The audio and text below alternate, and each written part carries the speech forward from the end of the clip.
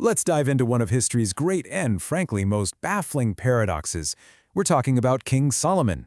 This is a man whose name is literally synonymous with wisdom, yet he's somehow made some of the most foolish mistakes you can imagine. So how on earth does the wisest man of his time fall so hard? To really get a grip on this, you gotta look at it as a kind of showdown between two giants, King David and his son Solomon. This question, who was actually the greater king, is really at the heart of the whole thing. So let's dive in. To answer that question, we have to start by comparing the reigns of this famous father and son. And, at first glance, the winner seems pretty obvious. I mean, think about it. If you were living back then, which king would you rather have? David's time was marked by constant war, political drama, and instability.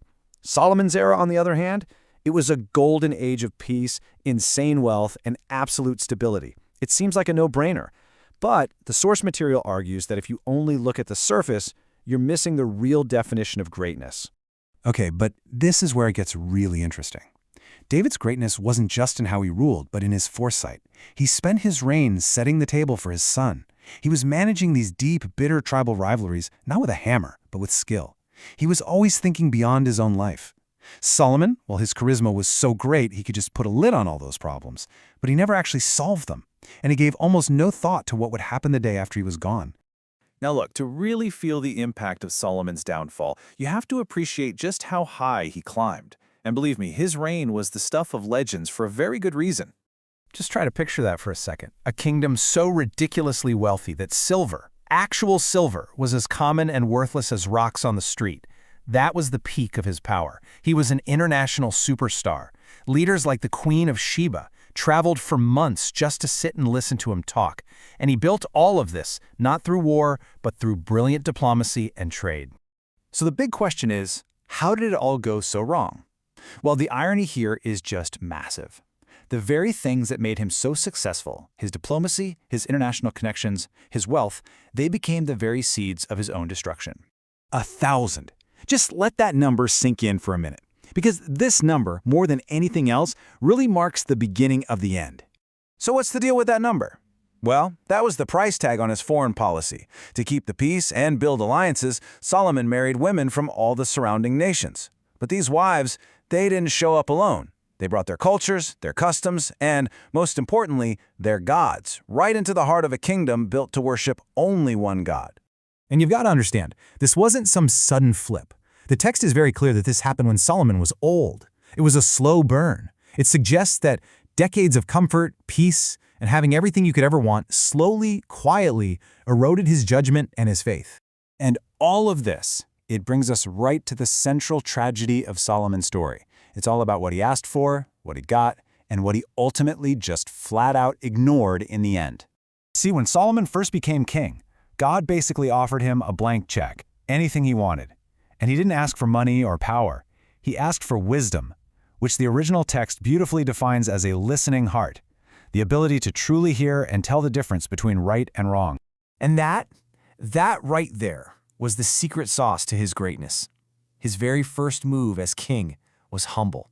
It was all about being able to serve his people well. He knew that real wisdom wasn't about having all the answers, but about being able to listen. And here is the absolute gut punch. The man who was famous, literally world famous for having a listening heart, became completely deaf to the one voice that mattered most. The source points out that God warned him twice directly about turning to other gods, and the wisest man in the world just didn't listen.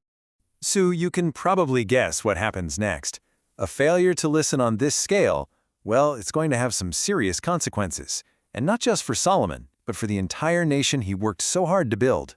And again, this wasn't like a lightning strike. It was a step-by-step process, and you can see it laid out so clearly. The compromise of bringing in foreign gods led directly to disobedience when he ignored the warnings, and that, of course, led to an inevitable judgment. So the verdict comes down, and it is harsh. The kingdom will be ripped apart. But listen to this. Notice the phrase that keeps popping up, for David's sake. Even in this moment of judgment, there's this measure of grace being handed out, not because of Solomon, but because of the faithfulness of his father. The split would be delayed until after he died, and a small piece of the kingdom would stay with his son, all as a nod to David's legacy. All right, so what do we do with all this? What's the big takeaway from this ancient story of power and failure? Well, the source material frames it with this really powerful metaphor for life itself. And this idea of a sprint versus a marathon, it just perfectly captures Solomon's downfall. You see, Solomon was an amazing sprinter. He had an explosive start, he built things fast, he achieved incredible success. But he just didn't have the endurance for the long, slow, steady pace of the marathon. And that right there reveals the final and maybe the most important paradox of all. It wasn't a big crisis that took him down. It was comfort. It wasn't a terrible struggle that led him astray. It was decades of peace and prosperity. It's a timeless warning that staying vigilant, staying true to your principles, that's often way harder when things are going great than when your back is against the wall. So that leaves us with a really tough question, one to chew on. We all brace ourselves for the sprints, right? The sudden challenges.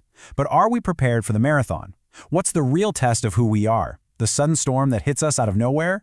Or that slow, creeping comfort that can put even the wisest among us right to sleep?